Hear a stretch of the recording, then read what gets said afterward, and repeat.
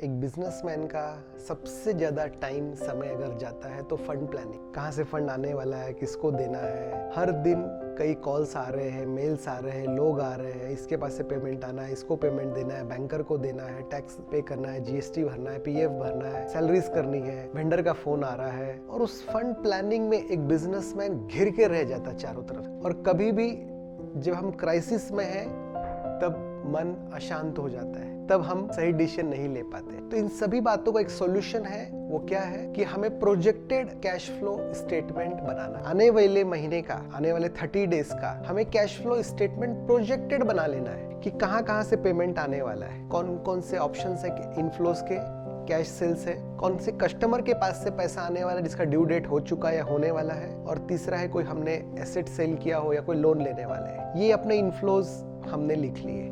Outflow में क्या आएगा? सबसे पहली प्रायोरिटी है टैक्सेस, बैंक के इंस्टॉलमेंट, रेंट, वेंडर का पेमेंट, सैलरीज, अदर एक्सपेंसेस। ये जब शीट मेरे सामने आती है तो मैं प्रायोरिटाइज कर पाता हूँ, मैं देख पाता हूँ कि कौन से इनफ्लो में मुझे ज्यादा ध्यान देने की जरूरत है, कौन से कस्टमर को मेरा फोन जाना इंपॉर्टेंट है, भाई तुम पेमेंट करो, तुम्हारा ड्यू डेट आ चुका है। उस एक पेमेंट पर अपने कई सारे आउटफ्लो सेट रहते हैं। तो ये शीट स्टेटमेंट अगर मेरे आंखों के सामने है और मैं हर दिन थोड़ा समय दे रहा हूँ, 15-20 मिनट, आधा घंटा, तो मेरा पूरा दिन रिलैक्स रहेगा। मुझे मालूम है कौन सा पेमेंट आने वाला है और कौन सा आया तो कौन से पेमेंट्स मुझे करने, ये पानी की तरह साफ। नहीं तो अनसर्टेनिटी, फियर, एंजाइटी में हम बाकी के डिसीजन सही नहीं ले पाते, हम कमिटमेंट सही नहीं दे पाते। ये कमिटमेंट दे दिए तो फेल हो जाते हैं और फिर हमें टेंशन आता है, हमें गिल्ट आता है और फिर बाकी चीजें जुड़ जाती है उसके साथ में, बीमारियां अलग से।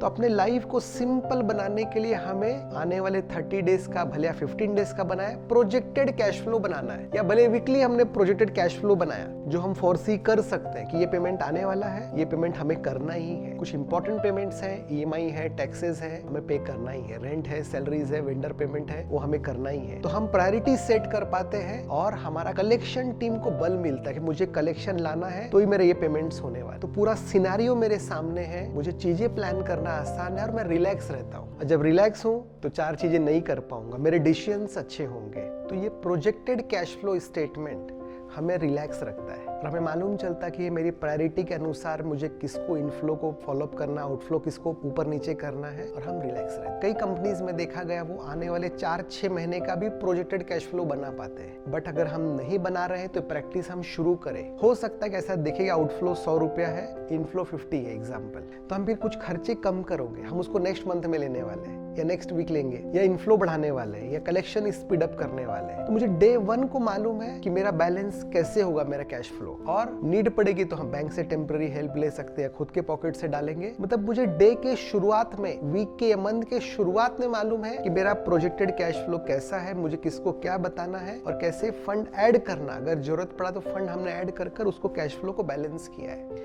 ये कैश फ्लो एक ऐसा टूल है, एक ऐसा सिंपल माध्यम है जिससे हमारे पूरे बिजनेस का कैश का मूवमेंट हमें मालूम चलेगा, फंड का मूवमेंट मालूम चलेगा कि हमें कहाँ से आना है, कहाँ जाना है। तो ये प्रोजेक्टेड कैश फ्लो स्टेटमेंट जो बनेगा, इसके भरपूर फायदे हैं। सबसे पहला फायदा, ये जैसे ही बैलेंस हो गया, मेरा outflow matches with the inflow, मैं रिलैक्स होता हूँ, मुझे चीजें अपने कंट्रोल में लगती है। और कभी ऐसा हुआ कि आउटफ्लो ज्यादा है इनफ्लो से, तो हम इनफ्लो कैसे बढ़ाए, मेरा सेल कैसे बढ़ा, तो मैं सेल्स टीम से बात करूंगा या कलेक्शन टीम से बात करूंगा कि तुम और कलेक्शन फास्ट कैसे कर सकते हो।